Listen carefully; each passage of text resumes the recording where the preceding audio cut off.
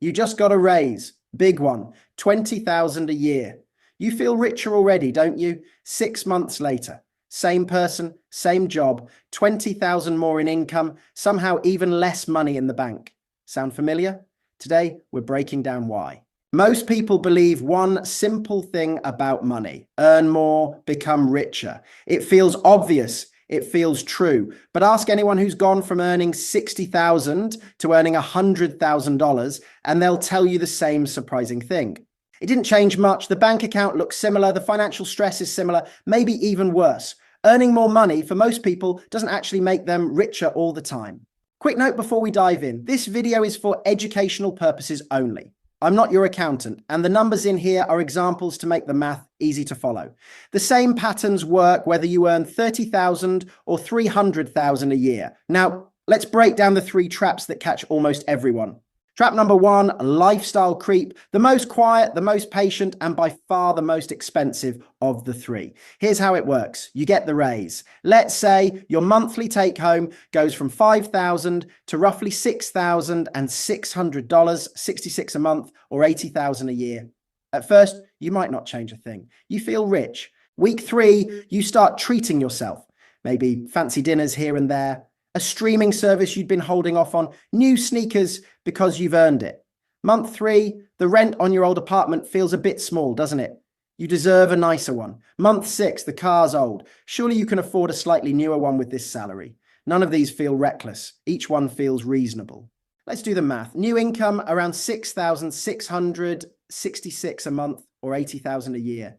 New rent, you upgraded perhaps 600 more. New car payment, that's 300 more. The lifestyle stuff, dining, subscriptions, the upgrades, call it another 500. The sneakers, the vacations, the occasional treat, another 200. Add it all up. You just roughly spent your 1,600 monthly bonus. You end up with around $66 left without ever feeling like you were splurging. That is why you should understand the difference between rich and wealthy. This is lifestyle creep. It's not a single bad decision. It's 20 small, reasonable ones. And here's the brutal part. You can't see it happening. By the time you notice, your expenses have quietly absorbed every dollar of your new income.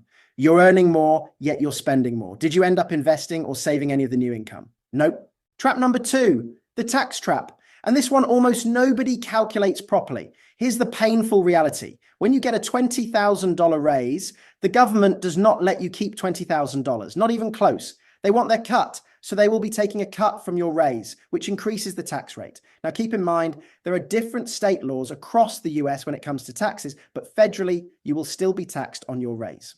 The US tax system works in brackets. Your first chunk of income is taxed at a low rate. A raise doesn't change the tax rate on the money you are already making. It only affects the new dollars you earn at the top. We call this your marginal rate. Depending on what state you live in, your combined federal and state rate on extra income can hit 30, 35, even 40%.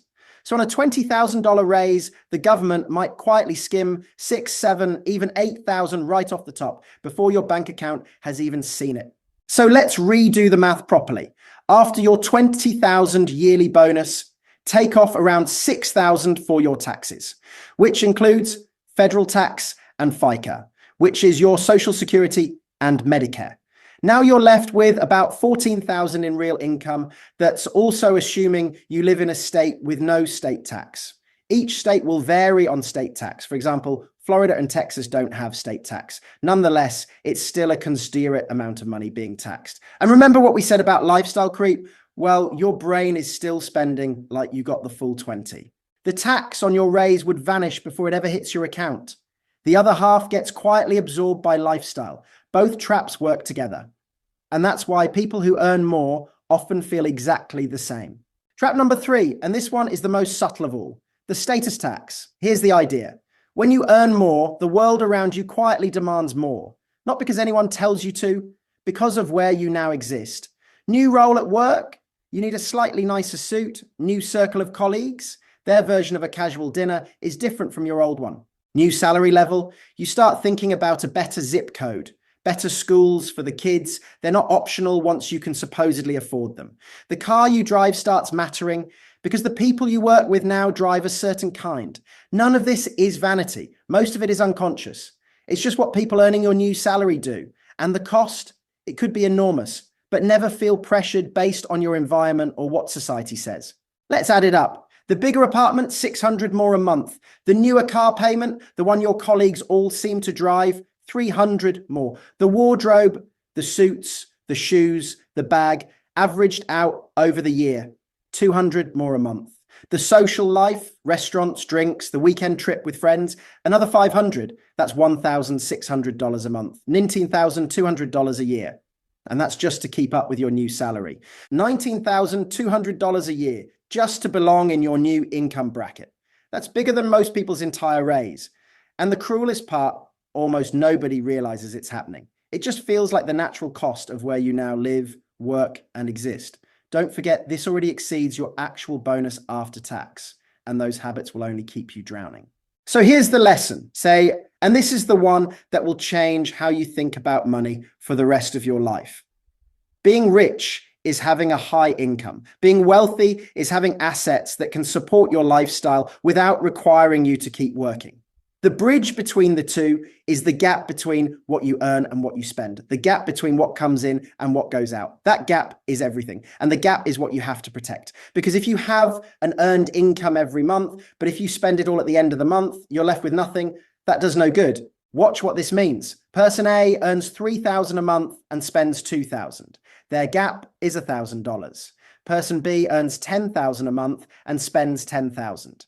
Their gap is $0. Who's actually richer? Person A. Person A is building wealth at $1,000 a month. Person B is technically high income and broke at the same time. This is why the highest earners can sometimes live paycheck to paycheck, and why modest earners can quietly build serious wealth. This is why a higher salary alone never made anybody rich. A higher salary just gives you a bigger amount to mismanage. The actual move, the only one that matters, is to grow your income while keeping your expenses where they were. Every dollar you don't spend becomes a permanent contribution to your wealth. Every dollar you do spend has to be earned all over again next month. So just remember 3 rules when dealing with your money. Rule 1, save the raise. The next time you get a pay raise, set the new amount aside after taxes automatically for the first 6 months. Pretend it doesn't exist. Have it go straight into your savings account, your 401k, or your brokerage account, your life adjusted to the old salary. It can stay there for 6 more months.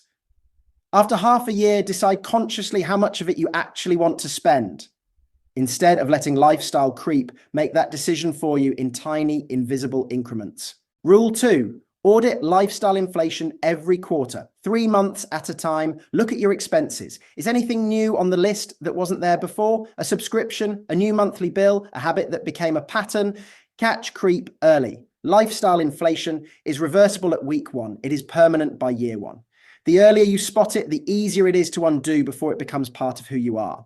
And rule 3, the big one, measure wealth building by your savings rate, not just your salary. The larger the gap between what you earn and what you spend, the more money you can invest and compound over time. A high income helps, but the ability to consistently maintain and grow that gap is what turns income into wealth. That's what this channel is all about.